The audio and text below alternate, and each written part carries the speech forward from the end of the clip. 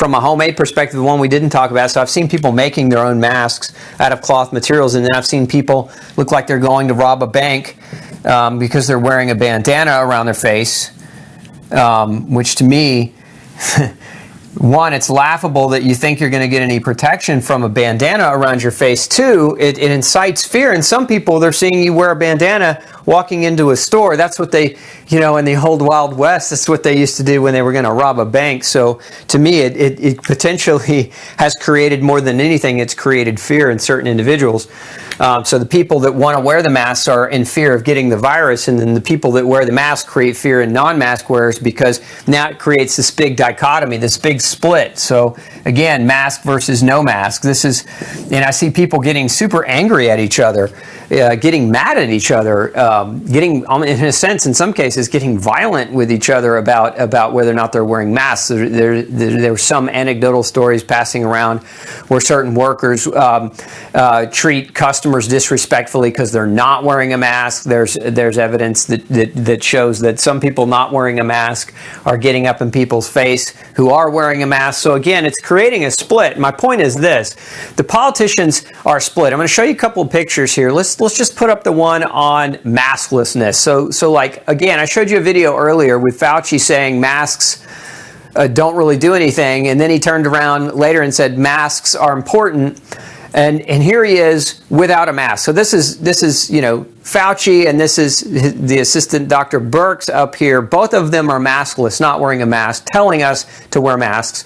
And then we have Vice President Mike Pence behind him, also not wearing a mask. And of course, if you look at this picture too, no one is social distancing. So even though they could potentially be social distancing at this moment, they're choosing not to social distance. So social distancing, mask wearing, there's no research on social distancing, there's no research on mask wearing that shows that it's effective, and you can see the leaders who are saying to wear masks are not wearing masks. Let's go to the next image, because one of the other things we keep hearing is don't touch your face, wash your hands, hygiene's super important, right? And here the big leader is with his hands right on his face, right? His hands touching his face in the middle of what they're calling a pandemic, to again illustrating what not to do as he tells you what to do. What's good for the goose is good for the gander, as the old saying goes, but not for some of these folks. They want you to have draconian rules in place, and I have a kind of a different opinion about it. I think these guys don't know what they're talking about to a large extent. I don't think anybody really knows, and I think they're just trying to create a divide. Because any man who could be in politics for 40 years as a career has probably learned the art of misdirection and misguidance, and that's who Fauci is. He's a politician. Now, I don't like to get political. I don't care what your political leanings are. I'm not here to have that debate with anyone. But anytime a politician, they always say they talk out of two sides of their mouth, right? And that's very, very true. We just saw Fauci doing that conversation, and we saw him saying, don't touch your face, but he's touching his face. He's saying to wear a mask, and he's not wearing a mask. Then he's saying to wear a mask, and now we're seeing him wear a mask, right? This is politicians at their best, right? Is that they create fear. Well, one of the things they create problems, and sometimes the problems are real because they create them, and sometimes the problems are perceived problems. And I think this pandemic that we're experiencing is really truly a virus. I know there's some people out there saying there's no such thing as COVID-19. I don't necessarily believe that. I've talked to too many doctors who are treating patients with COVID-19 and actually seeing this thing in reality, and I believe them, and I believe that it is a problem. But I believe that the perception of how big this problem has been blown out of the water.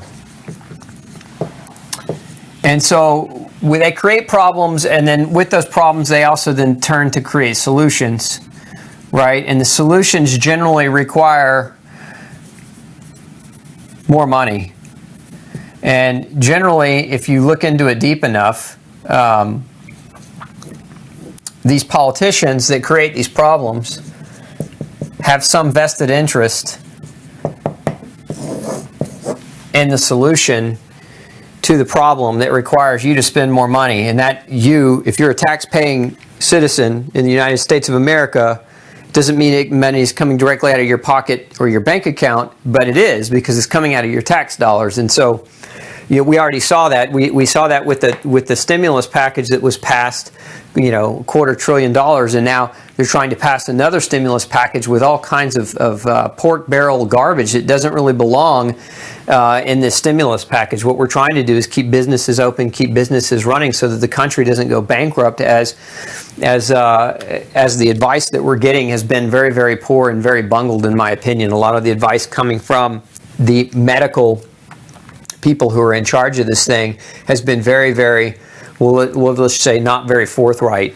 We've been told things. We've been told that the death rate of this disease, the mortality rate, is 3 to 4%. But all the statistics done in local communities show the mortality rate is more like 0.1% or less. So we're not seeing the death rates play out. The computer models that everybody was using originally, we're not seeing those computer models pan out. They're actually, some people now analyzing the software behind those computer models are like, yeah, this was obviously designed to create fear. So again, creating the problems and then creating the solutions that require more of your dollars.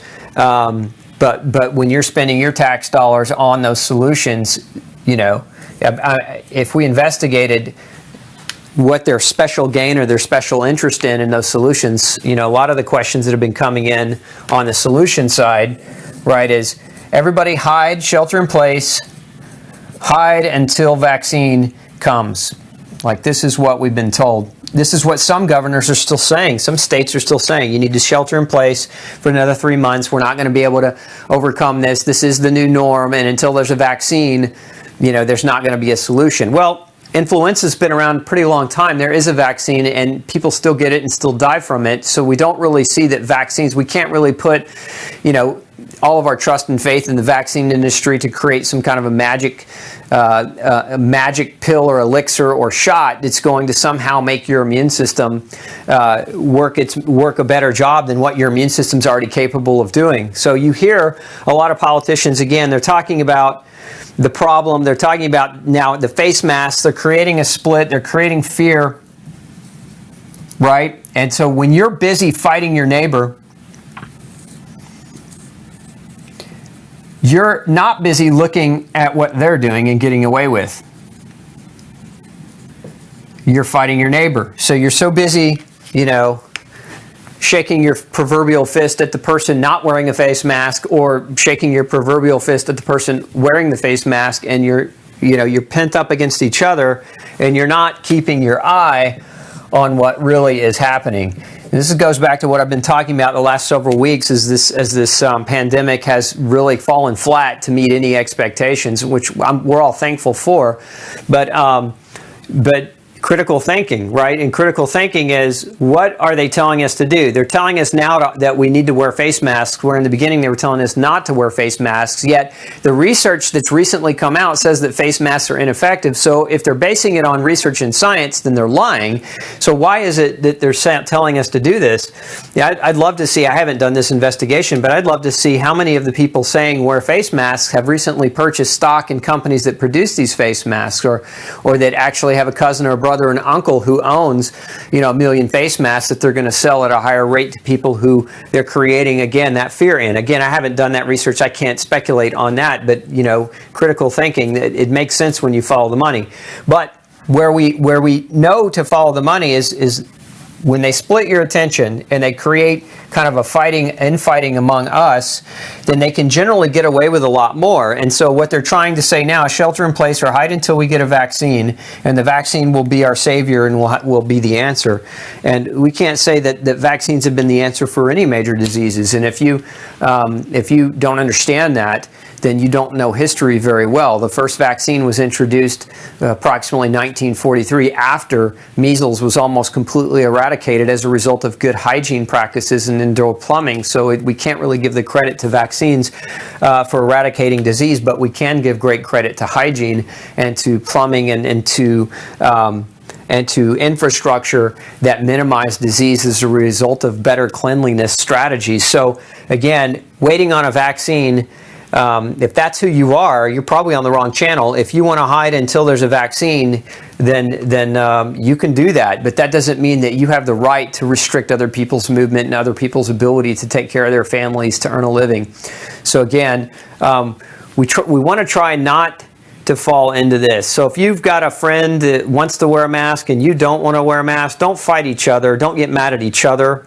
Just do what you feel comfortable with. Do what your comfort level is going to bring to you. What I've shown you today is what the rest of the world has said, what the experts are actually saying. And again, in the United States, they're saying you don't need a face mask. You shouldn't wear a face mask. They're not really that good, and they can actually create more problems than solutions. And so, again, I truly believe the face mask thing is a dichotomy to get us fighting each other so that they can pass a bill through the House of Representatives that steals more of our tax dollars to solve things that don't need to be solved, because this thing is not anywhere near as dangerous or deadly as what we were originally told it was going to be.